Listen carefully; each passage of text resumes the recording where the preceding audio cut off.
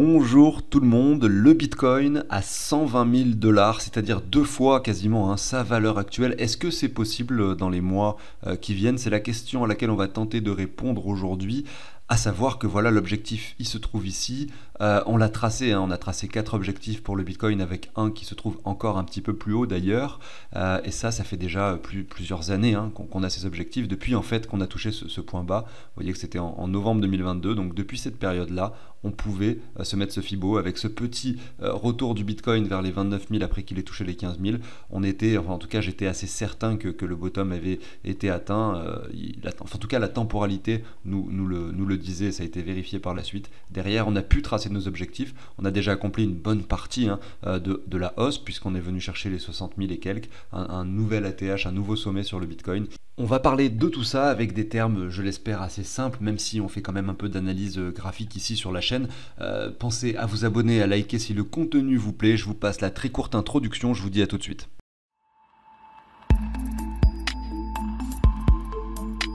Deux choses avant de débuter, sachez qu'il y a un groupe privé Telegram qui s'appelle Crypto Objectif qui a été créé, associé avec Crypto Organize, sur lequel je communique beaucoup, je réponds à toutes vos questions si vous en avez, et puis derrière on a une section actualité, une section crypto pépites, etc.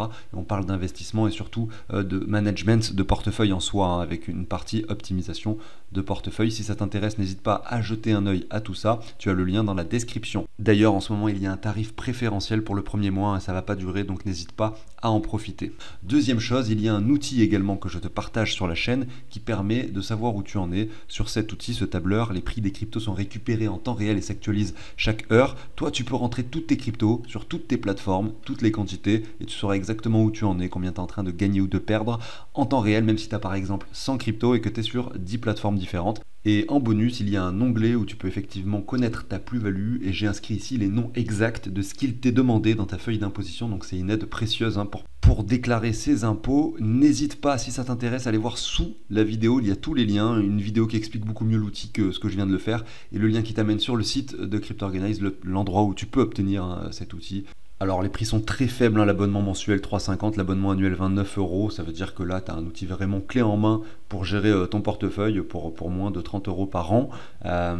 Donc voilà, n'hésite pas, les prix vont changer, ils seront revalorisés forcément lorsque la demande augmentera pendant la phase haussière, dans les semaines, mois qui viennent, on le sait. Alors on est parti et j'aimerais débuter cette émission avec l'altcoin dominance. Les altcoins en ce moment sont très bas et se comportent très mal, même si on peut observer sur le RSI d'ailleurs une certaine reprise, un certain plateau qui s'installe. Regardez, on vient quasiment en survente, on voit que le point bas actuel qui est clairement un point bas historique de ces 3-4 dernières années sur les altcoins par rapport au Bitcoin bien sûr, et bien au niveau du RSI on voit que ça se reprend, qu'on n'est pas sur le plus bas non plus, qu'on est plutôt en train de pourquoi pas dessiner une future divergence, etc. Donc la zone de rechargement qui se trouve là, on commence à rentrer dedans, on va peut-être s'installer dedans un petit moment, en tout cas le RSI se comporte bien et derrière voilà la latéralisation actuelle sur le RSI devrait se traduire aussi par la suite au niveau du cours, enfin en tout cas de l'altcoin dominance, pour derrière, pourquoi pas avoir enfin ce renversement qu'on attend, parce que le jour où vous verrez les altcoins qui se renversent et qui performent pour de vrai, plus que le Bitcoin, ça sera le moment où votre portefeuille a priori pourra vraiment prendre de la valeur, sauf si vous êtes full Bitcoin, mais j'en doute, la plupart des particuliers s'intéressent plus aux altcoins qu'au Bitcoin, j'en suis relativement convaincu. Même si d'ailleurs il y a des périodes où c'est beaucoup plus intéressant d'avoir quand même beaucoup de Bitcoin dans le portefeuille. Je pense pas que ce soit le cas en ce moment au vu de ce qu'on voit sur ce graphique, on est plutôt sur un point bas lorsqu'on sera haut sur l'altcoin dominance, que le Bitcoin se fera dominer par les altcoins, peut-être que justement on pourra inverser la tendance et aller plutôt se réfugier vers le Bitcoin. Bon, c'était la petite aparté sur l'altcoin dominance parce qu'on est en train d'imprimer une bougie hebdomadaire baissière qui vient titiller les 61,8 et je serais vraiment pas étonné qu'on vienne s'installer dans cette zone de rechargement.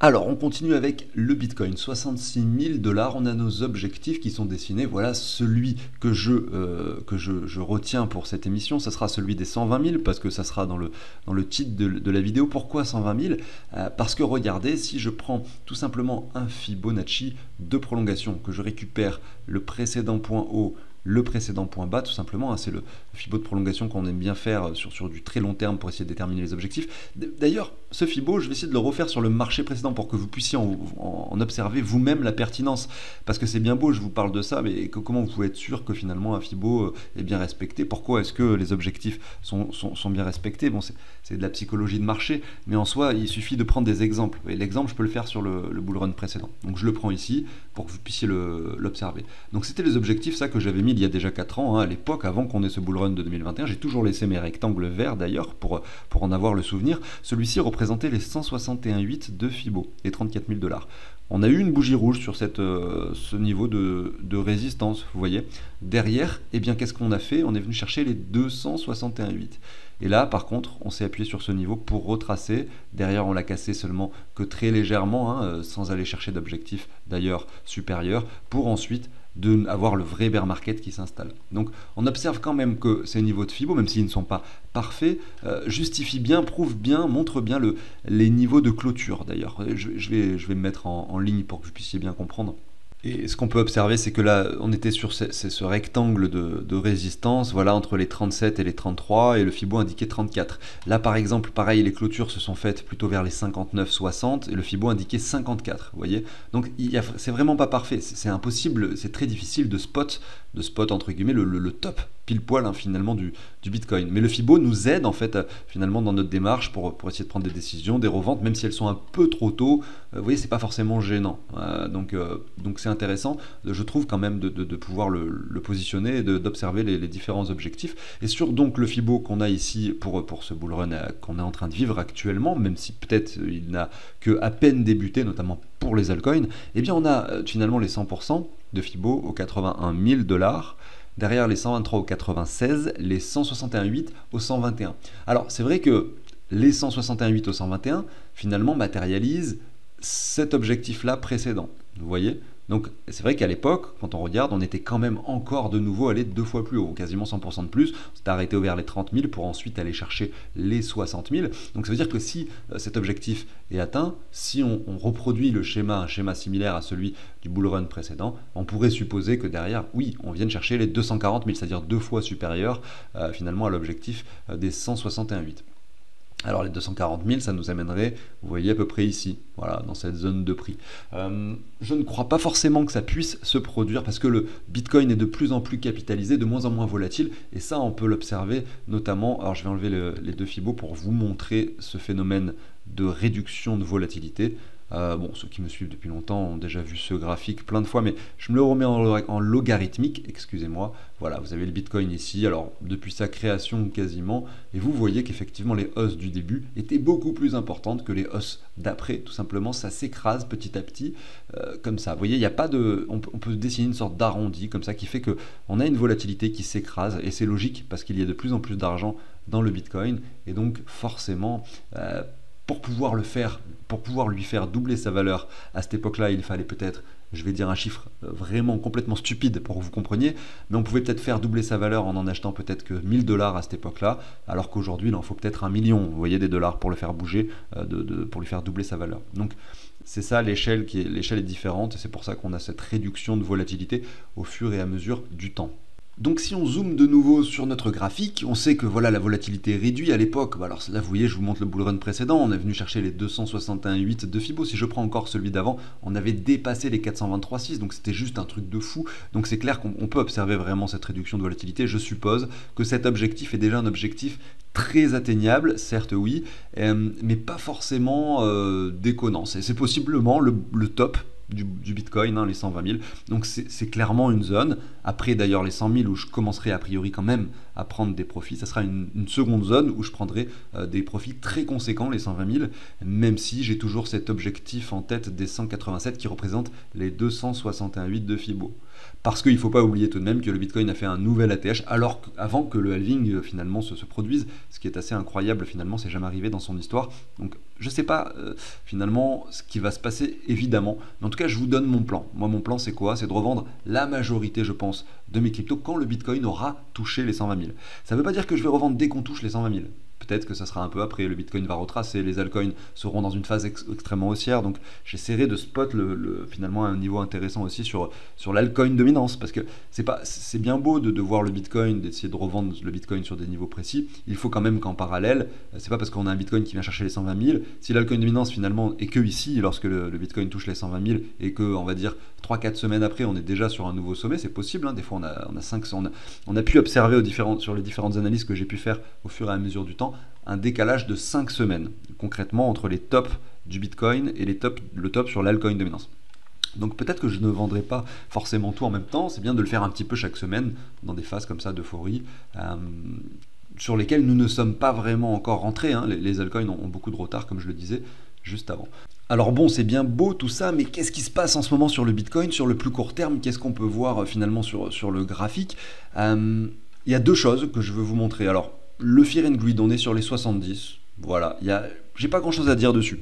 On serait sur les 50, je me dirais ouais, on peut encore aller monter, on peut aller chercher des niveaux supérieurs, on serait hyper élevé sur les 95, je dirais ah, c'est dangereux quand même, on est sur une phase d'euphorie complète et totale. Voilà, mais là on est sur les 70 et que ça représente bien, je trouve, le niveau actuel du Bitcoin qui est en train de remonter légèrement. On constate malgré tout que c'est vrai qu'en fait, sur la moindre bougie verte, le RSI monte assez, enfin pardon, le Fear and Greed monte assez fortement, donc je pense pas qu'on soit prêt encore à aller chercher, à péter tous les niveaux. Ça risque de latéraliser un peu plus longtemps que ça. En tout cas, c'est mon point de vue. Peut-être que je me trompe, je sais pas, évidemment. Il y a un autre truc quand même du coup, pour contrebalancer ce que je viens de dire, il y a un autre truc d'intriguant sur ce graphique du Bitcoin. Regardez sur l'hebdomadaire, hein, le graphique, chaque bougie représente une semaine. On a vraiment un cours qui est très haussier. Regardez entre ce point-là, ici, et ce point-ci, on est passé de 42 à 73 000 $, ce qui est assez incroyable, avec un RSI qui certes ralenti. Vous voyez qu'entre ce sommet-là qui est sur les 83, ce sommet-là sur les 87, il n'y a pas un gros décalage finalement au niveau du RSI, mais il n'y a pas de divergence constatable et constatée ici. Donc là, on revient assez bas. Finalement, ce qu'on peut voir sur ce RSI, c'est une sorte de canal comme ça en expansion qui est bien dessiné, qui respecte bien pour l'instant deux. Bon, en fait, il est très facile à tracer ce canal, hein, parce que je prends deux lignes et je mets une ligne entre les deux. Maintenant, il faudrait voir si on arrive à continuer finalement à jongler dessus. Je sais pas, mais ça sera clairement forcément un point de résistance. Si on vient chercher ce niveau-là, un point de support ensuite si on vient ici. Mais ce que je veux dire par là, c'est que ce qu'on voit ici sur le RSI, c'est pas bearish. C'est pas bearish, donc le graphique weekly, pour moi, il n'est pas bearish encore pour l'instant. Et la question que je me pose, c'est est-ce qu'on ne viendrait pas chercher ces 81 000 pour constater enfin une divergence se produire ici assez intéressante, voilà, qui pourrait traduire par la suite, en fait, finalement, pourquoi pas, un niveau plus bas, comme par exemple les 50 ou les 40 000, les niveaux qu'on a évoqués à plusieurs reprises sur la chaîne, voilà. Il y a tellement de scénarios possibles, évidemment, que c'est compliqué finalement de savoir ce qui se passera, c'est même impossible, mais c'est vrai que ce RSI là en weekly montre quelque chose, en tout cas sur du moyen terme, quelques mois, de très bullish pour le Bitcoin quand même, il faut le préciser. Et si par contre on zoome, on passe du weekly au daily, donc on zoome vraiment sur la petite partie ici du graphique depuis le mois de mars 2024, on est en légère tendance baissière. On avait à l'époque, oui, dessiné la divergence sur le RSI, notamment ici. Vous voyez, attendez, hop, je vais supprimer cette ligne. La divergence, elle est bien dessinée, hein, clairement, vous voyez le cours qui monte, le RSI qui descend, la divergence qui est confirmée à cet endroit-là, cassure, et voilà, et on vient chercher sur le RSI un niveau beaucoup plus bas. Voilà, mais en fait, ce graphique, ce phénomène graphique avec cette baisse, eh ben voilà, ça y est, c'est fait, c'est réalisé. Et donc sur le court terme, finalement, en tout cas sur ce graphique daily, la confirmation qui avait été donnée ici, donc admettons vous ouvrez un trade lorsque vous avez la confirmation de divergence à cet endroit-là, effectivement, vous avez une petite marge de baisse derrière assez intéressante, de 10%, c'est pas incroyable, mais voilà, la baisse elle a eu lieu, hein, le RSI a pris le temps de descendre, etc., jusque quasiment la zone de survente, donc à tout moment, en fait, on pourrait pourquoi pas se reprendre et aller chercher, en fait, hein, ce point des 81 000 pour le Bitcoin. Et si on zoome encore sur le 4 heures ici, donc vous voyez que là à gauche du graphique on était le 24 avril, on est actuellement le 16 mai, donc 2-3 semaines plus tard, on a 2-3 semaines de graphique là à l'écran. Eh bien il y a une chose très intéressante à constater. Vous avez un graphique sur le cours qui est très baissier, un RSI qui dessine un double bottom. Derrière, qu'est-ce qu'on voit? Eh bien on peut observer un graphique qui dessine un W, qui le confirme avec la cassure de neckline.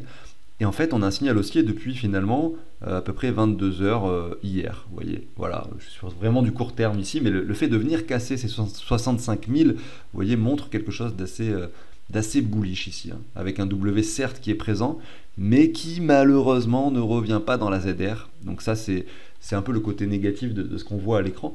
Mais moi, je me demande vraiment si là, on est prêt à reprendre des niveaux. Est-ce que sur le 4 heures, on est prêt à venir casser justement ces 66 000, ces 70 000 dollars, hein, qui, pour moi, finalement, c'est le niveau où on va vraiment avoir du mal à le casser. Hein, ce niveau des 70 000, parce qu'on peut le voir sur le 4 heures, c'est le niveau où on a jonglé vraiment le plus longtemps possible. C'est le niveau qu'on a croisé le plus de fois possible finalement. En tout cas, lorsqu'on le croisait à la hausse, on revenait en dessous très rapidement. Et sur les 70 900, bon, je suis pas hyper précis, mais vous comprenez un peu l'idée. Hein. C'est vraiment un niveau clé.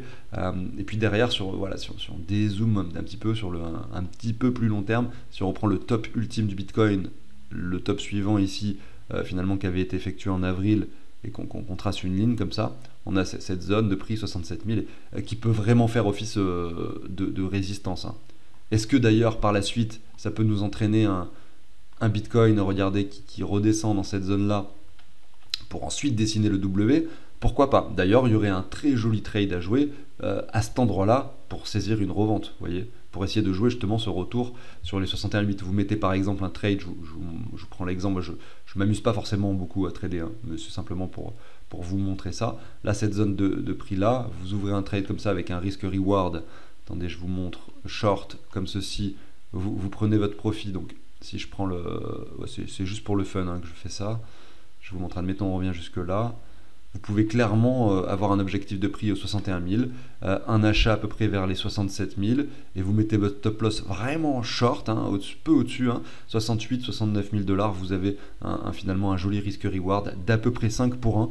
Donc si vous réussissez ce trade, finalement, vous avez le droit d'en perdre 5 par la suite, vous voyez. Donc c'est ça qui est incroyable finalement lorsqu'on s'amuse un petit peu à trader, mais sachez que c'est hyper compliqué quand même, je le précise. Peut-être qu'on le fera ensemble ce trade, je sais pas, si j'aurai le temps, si je serai devant finalement l'écran à faire une vidéo à ce moment-là. On le fera sur BitGet, hein, j'avais de l'argent consacré à ça sur les contrats dérivés. Alors juste pour appuyer encore un peu plus cette idée de trade que je suis en train de vous présenter, je vous montre simplement sur un graphique 7 heures un petit Fibo qui reprend le top ici, le bottom ici, et vous voyez qu'en fait ce niveau des 67 000 dont je parlais pour pourquoi pas ouvrir un trade finalement en short, c'est également les 61,8 de Fibo. On sait aussi que c'est une zone de support, et derrière, si vous voulez vraiment être prudent, le stop il faudrait le mettre idéalement en dessus des 70 111 finalement pour pouvoir finalement jouer sur le fait qu'on n'aille pas plus haut que cette ZR pour retracer. J'arrive sur la fin de cette émission, j'espère qu'elle vous a plu. Si c'est le cas, pensez à vous abonner, à liker bien sûr pour ne pas manquer les suivantes. En parallèle, moi je vous souhaite une excellente journée. Je vous dis à très bientôt sur cette chaîne YouTube. Ciao tout le monde.